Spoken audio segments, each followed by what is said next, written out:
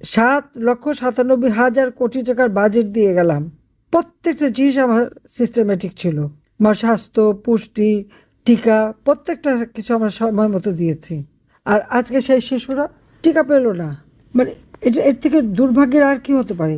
যেখানে মানে আমরা এমনকি এই 23-24 সালে, 24 সালে জানুয়ারি তো আমরা প্রায় 94% শিশুকে টিকা দিয়েছি। কিন্তু 2025 সালে এসে কি হলো? কারণ 24-এর অগাস্ট মাসে আমি ক্ষমতা থাকতে পারলাম না। 2025 সালে সেই টিকা নেমে গেল মাত্র 56%-এ।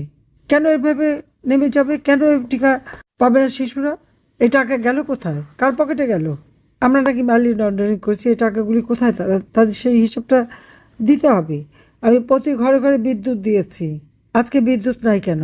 কোনো কোনো এলাকায় 24 ঘন্টা বিদ্যুৎ থাকে না। গ্যাস, বিদ্যুৎ কোনো অভাব তো রাখিনি। কিন্তু যে কটা কাজ করেছি সে কটাই সমালোচনা। পরিকল্পিতভাবে পরিকল্পিতভাবে ইচ্ছা করে এই সমালোচনাগুলি করা হয়েছে মানুষকে বিভ্রান্ত করার জন্য।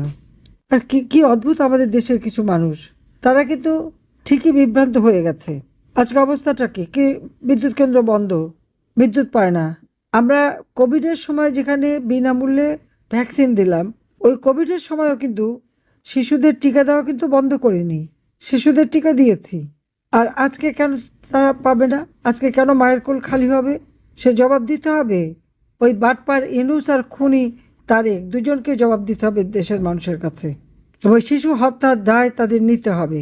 আজকে শিশু যখন মারা যায়, তারেক মেয়ে নিয়ে সিনেমা দেখতে যায়, আর মেয়ে বউ নিয়ে আবার থিয়েটারও দেখে, আবার বিয়েও খায়। চমৎকার। আবার কেউ তো বিয়েও দেয়, মেয়ে বিয়েতে খুব ঘটা করে দেয়। আর এই যে মানুষগুলি মারা যাচ্ছে, এদিকে কোনো নজর নাই। সাধারণ মানুষ আছে কেঁদে ফেরে। আজকে বিদ্যুৎ কেন্দ্র কেন বন্ধ হলো সে জবাব দিতে হবে। আমি যেখানে প্রতি ঘর আলোকিত করেছিলাম, ওই বাটপার ইনুস আর তার দোসর তারেক এসে আজকে প্রত্যেকটা ঘর অন্ধকারে নিমজ্জিত করেছে। শুধু অন্ধকার না, সারা বাংলাদেশকে আলোকিত করেছিলাম বিশ্ব দরবারে, আজকে বাংলাদেশকে অন্ধকারে ফেলে দিয়েছে। কৃষক, 1,62,00,000 কৃষককে কৃষি কার্ড দিয়েছি আমি। 1,62,00,000 প্রকৃত কৃষক। আজকে গাড়ি বাড়িওয়ালা মানুষকে নতুন লুঙ্গি, নতুন গেঞ্জি পরিয়ে সাজিয়ে এনে কৃষক বানিয়ে তার হাতে কৃষি কার্ড দেয়। আরে কার্ডে 120 টাকা না 220 টাকা, কি জানি একটা অঙ্ক। ওটার জন্য একেবারে আলাউদ্দিনের চেরাগ হয়ে গেল রাতারাতি। সেই কৃষক হাতে কার্ড পাওয়ার সাথে সাথে সে এত বড় লোক হয়ে গেল? সেটা বলতে চায়? নাকি বলবে যে, সত্যি কথাটা বলবে যে না, এরকম অর্থশালী বিত্তশালীর হাতেই কৃষিকার্ড তুলে দিয়েছে? মানুষের সাথে এই ধোঁকাবাজি ভাওতাবাজি কেন? কিসের জন্য? সারের অভাব। আমরা নতুন সার কারখানা পলাশে, অল্প গ্যাসে অধিক পরিমাণ সার পাওয়া যাবে। প্রত্যেকটা সার কারখানা, 5টা সার কারখানা বন্ধ হয়ে গেছে। বিদেশ থেকে সারও কিনতে পারছে না। কৃষক আজকে চাষ করবে কোথায়?